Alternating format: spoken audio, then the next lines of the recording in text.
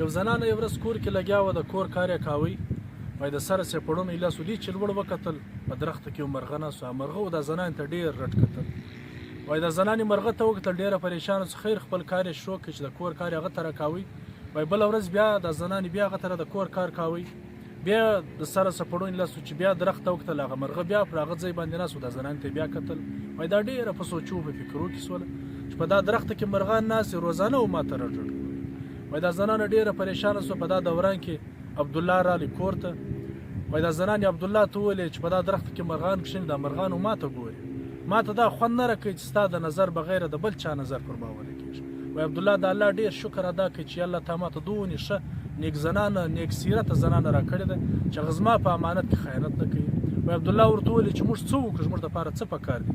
وایي دا کور ودانې ورته وویلې چې دا درخته کاټ کړه، په دې کې چې کوم مرغان کښېني هغه مرغان به بیا ما ته راګوري. وایي عبدالله را ولاړ سو، هغه درخته یې کاټ کړله. وایي بیا عبدالله ولاړې په سفر باندې. عبدالله چې کوم وخت د سفر څخه خلاف معمول راغلی، یو ورځ چې کور ته راننوتی، د ده د زنان سره یو نامحرمه انسان ناست و. عبدالله ډېر پریشانه سولو، هغه خپل د سفر بیګونه یې واخیستلو، برته ولاړی بل ښار. وایي په هغه ښار کې خپل تجارت شروع کړی. الله پاک د عبدالله په تجارت کې دونې برکت ور واچوي چې د عبدالله د هغه ښار د غټ رئیس سره او د ډېرو مشرانو سره د تعلقات جوړ شول او دی د هغه ښار په مشرانو کې بیا یادېدی.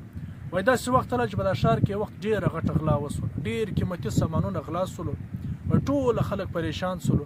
د غلا د رئیس په کور کې وسوله، د ده څه ډېر قیمتي شیان غلا سولو. وایي دا رئیس را ولاړ سو، د هغه ښار و انتظامیې ته یې وویلې چې دا ټول غله به ژر تر ژره رسوي.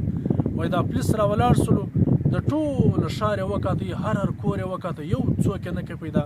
وایي بیا دا رئیس ته وویلې چې موږ ټول ښار وکاتی، په ټول ښار کې یو غلم نشته، صرف یو سړی پاته دی، هغه د دې ښار درګور د غټ بزرګ دی او غټ شیخ دی. وایي بیا دا رئیس را ولاړ سو، عبدالله ته وویلې، د عبدالله او د رئیس ډېر ښه تعلقات ولو. وایي رئیس و عبدالله ته وویلې چې زما په کور کې غلا سوی ده، زما ډېر قیمتي سامان غلا سوی دی.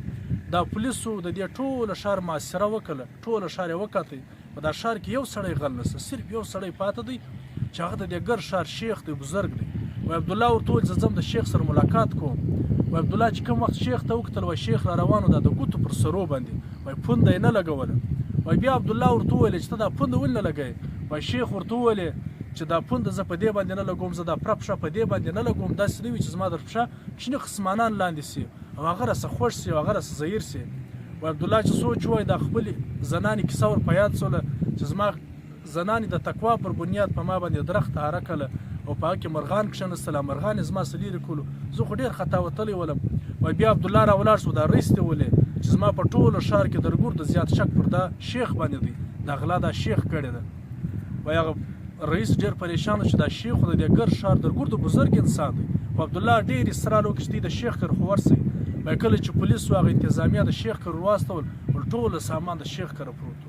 وایي بیا عبدالله ورته وویلې چې زه یې ور مخکې دا د تقوا پر خبره دوکه سوی یم، لہذا ته مه دوکه کېږه، نن ته دوکه کېدلې، ما ته د دوکې څه بچاو کړي. نو ګرانو کتونکو، موږ باید چې د چا په ظاهري تقوا باندې، د چا په ظاهري شوشا باندې، د چا په ظاهري شانو باندې نه خطا وځو. نو ګرانو کتونکو، پښتانه ډېر ساده خلک دي.